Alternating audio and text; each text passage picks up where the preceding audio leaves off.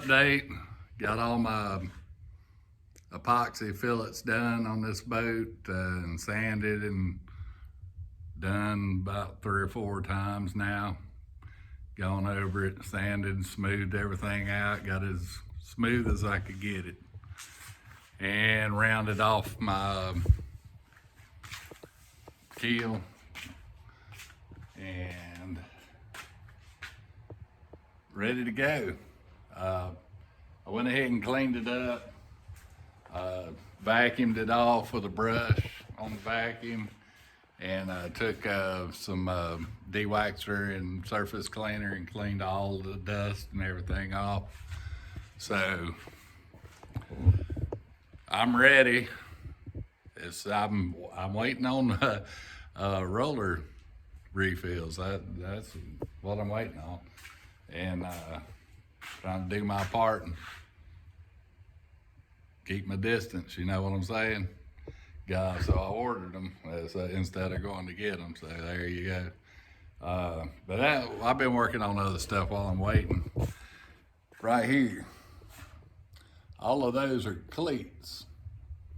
The square ones are lashing cleats that go on the side of the boat to lash the beams and the shrouds to the boat. I'll take one over here it'll look better over here. You can get a better idea.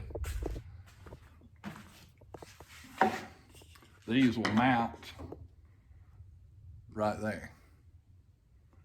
And your ropes will, it's a cleat for the beam lashing.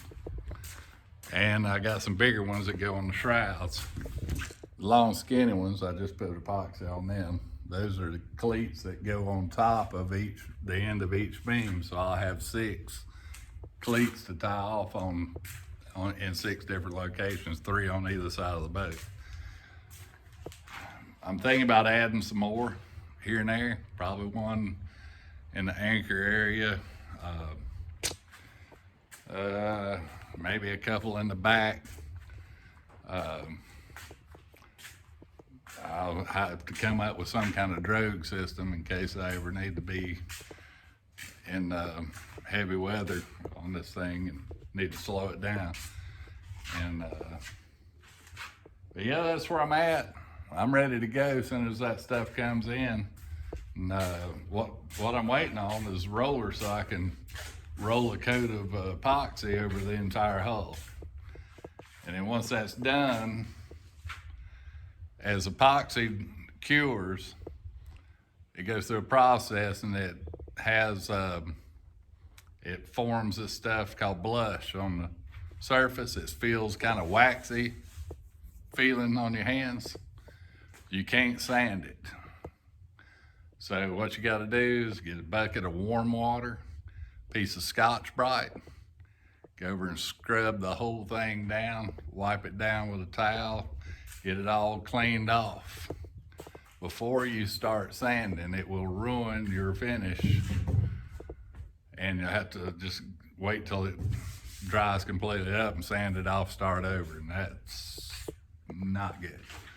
So you get the blush off and sand it, then I can lay my fiberglass. And it's 6-ounce fiberglass. It'll be a 3-inch piece, a 6-inch piece, and then full sheets that double over each way. So that's 4 layers there on the keel. But once we get all that done, then there's 3 coats of epoxy on top of that, which has to be de-blushed every time. And then, matter of fact, well, the 3 coats, if you do it every 2 hours before the blush starts popping out, you can get all 3 coats on in one shot. And that way you only have to wash the blush off the last coat. So that saves a little bit of work. But, and then I'm gonna paint. Hey, we'll have 2 painted hulls. I'm about ready to jump in the water already. Then I can get back on the beams once I get them both up and flip back over and paint it up and that caulked up with the other one. Get all the hatches and windows in.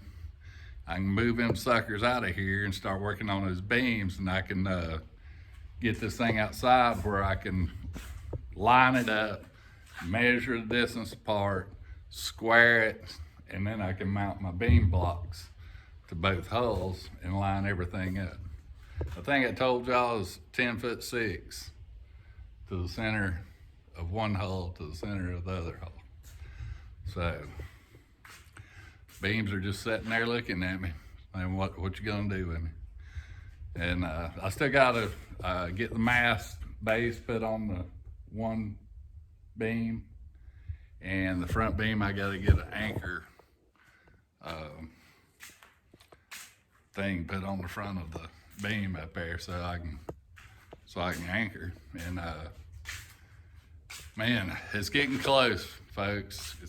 Stick with me. I promise we're gonna get in the water, and it's gonna be a great time. A great time. I'm gonna spend my winters in Florida. So, all right, well, that's the plan anyway. So, appreciate y'all watching. Don't forget, give me a thumbs up, like them, share it, subscribe, comment below, tell me how crazy I am or whatever, and we'll see you later. Thanks.